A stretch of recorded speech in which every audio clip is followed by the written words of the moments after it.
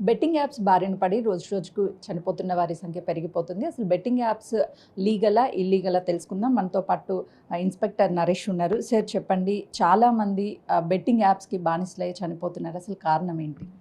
Betting apps అనేది one type of gaming అండి అది. గ్యామ్లింగ్ అంటే ఇప్పుడు మన దగ్గర బెట్టింగ్ యాప్స్ అనేది ఏపీ, తెలంగాణలో అయితే బ్యాన్ ఉంది. కొన్ని స్టేట్‌లలో ఇప్పుడు గోవా, సిక్కిం అనే స్టేట్‌లలో మాత్రం గేమింగ్ అనేది లీగల్ ఉంది. గేమింగ్ అనేది 2 టైప్స్ ఉంటాయండి. Game of chance, game of skill అని. గేమ్ ఆఫ్ స్కిల్ అనేది మోస్ట్‌లీ 90% వరకు లీగలే అది. గేమ్ ఆఫ్ ఛాన్స్ అనేది ఇల్లీగలు. ఇప్పుడు మన దగ్గర చూస్తున్నాం మనం డ్రీమ్ 11 అని క్రికెట్ బెట్టింగ్ యాప్స్ ఉన్నాయి. మహాదేవ్ యాప్ అని ఉంటది గేమింగ్ యాప్. కొన్ని యాప్స్ లీగలే ఉన్నాయండి. ఇప్పుడు ఆ లీగల్ యాప్స్‌లల్ల రమ్మీ సర్కిల్ అనేది కూడా లీగల్ యాపే అది. అంటే గేమ్ ఆఫ్ స్కిల్ ఉంటది కాబట్టి దాంట్లో అది లీగలు. గేమ్ ఆఫ్ ఛాన్స్ ఉన్న దగ్గర ఇల్లీగల్ అనమాట.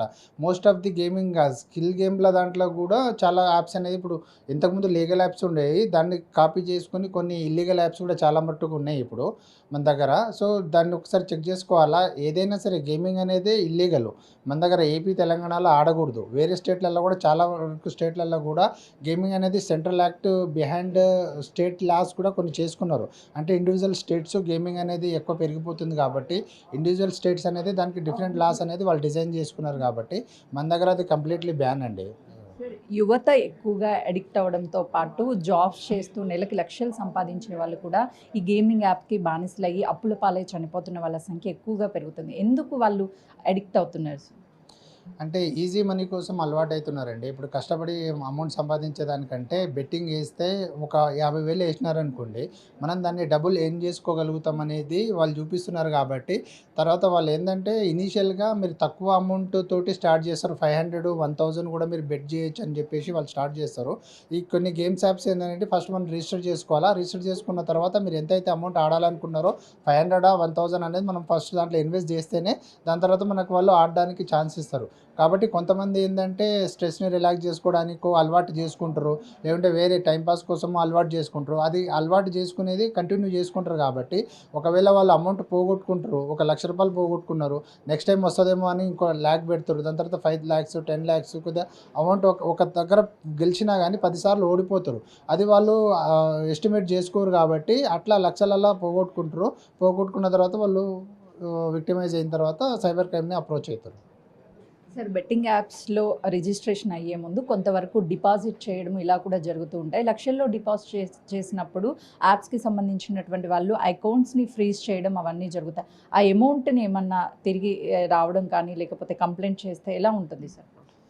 అంటే తిరిగి రావడం అనేది వాళ్ళు గోల్డెన్ పీరియడ్ అనేది ఒకటుంటది. అంటే ఆ 24 అవర్స్ లోపల వాళ్ళు అమౌంట్ పోగొట్టిన అమౌంట్ 24 అవర్స్ లోగల మన దగ్గర కంప్లెయింట్ ఇయ్యగలిగితే there is certain provision to refund amount through court అనమాట. ఇనీషియల్‌గా ఏందంటే ఎన్‌సీఆర్‌బీ పోర్టల్ అనేది నేషనల్ క్రైమ్ రిపోర్ట్ పోర్టల్ అనేది ఐఫోర్సీ వాళ్ళు ఒకటి తయారు చేశారండి. అదేంటంటే బ్యాంకింగ్ అండ్ పోలీస్ వాళ్ళు కోఆర్డినేషన్ తోటి తయారు చేసిన పోర్టల్ అది. 1930 అనేది టోల్ ఫ్రీ నంబరు. ఎవరైనా సైబర్ బారిన పడినారనుకోండి 1930కి కాల్ చేస్తే వాళ్ళు ట్రాన్సాక్షన్ చేసిన అమౌంట్ డీటెయిల్స్ అన్ని దాంట్లో మెన్షన్ చేయాల్సి వస్తది. చేస్తే ఆ trial wise, layer wise amount అనేది ఫ్రీజ్ అయిపోతది. వాళ్ళు ఏదైతే ట్రాన్సాక్షన్ చేసినారో ఆ అమౌంట్ అనేది ఫ్రీజ్ అయితది. దాని తర్వాత మనం కోర్ట్ త్రూ ప్రాసెస్ చేసి దాన్ని రీఫండ్ చేయొచ్చు మనం.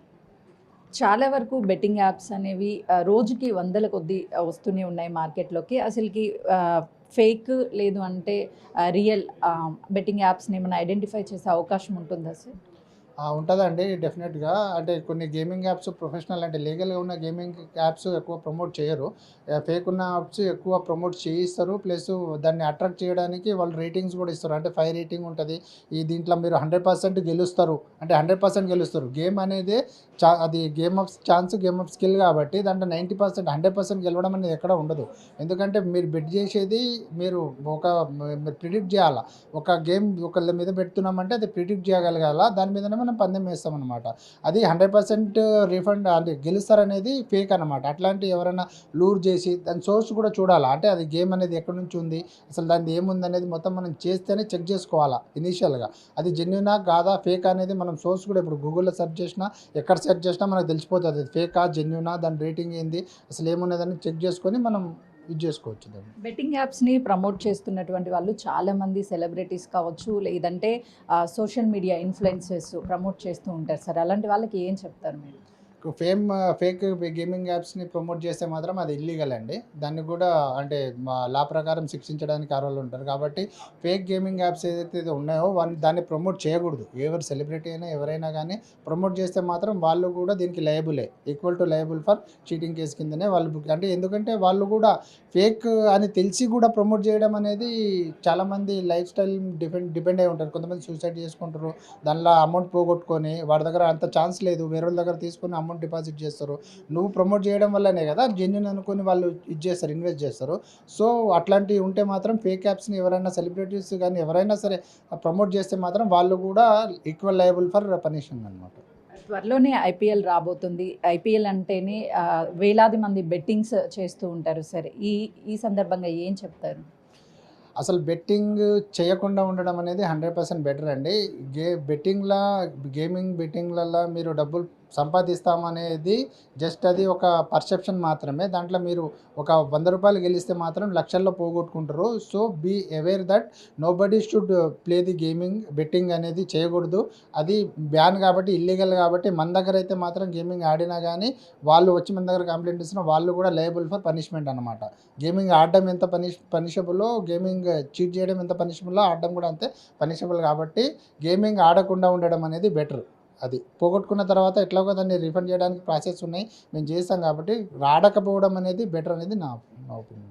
సరే, ఎక్కువగా ఎలాంటి కంప్లైంట్స్ వస్తూ ఉంటాయి బెట్టింగ్ యాప్స్కి సంబంధించి? అటు క్రికెట్ కావచ్చు, లేకపోతే బిజినెస్కి సంబంధించి కావచ్చు, లేకపోతే వివిధ రకాలకి సంబంధించినటువంటి యాప్స్ ఉంటూ ఉంటాయి కదా, వాళ్ళు కంప్లైంట్ ఇచ్చేవి ఎక్కువగా ఎలాంటి కంప్లైంట్స్ వస్తే వాటిని ఎంత టైం వరకు వాటిని సాల్వ్ చేసే అవకాశం ఉంటుంది?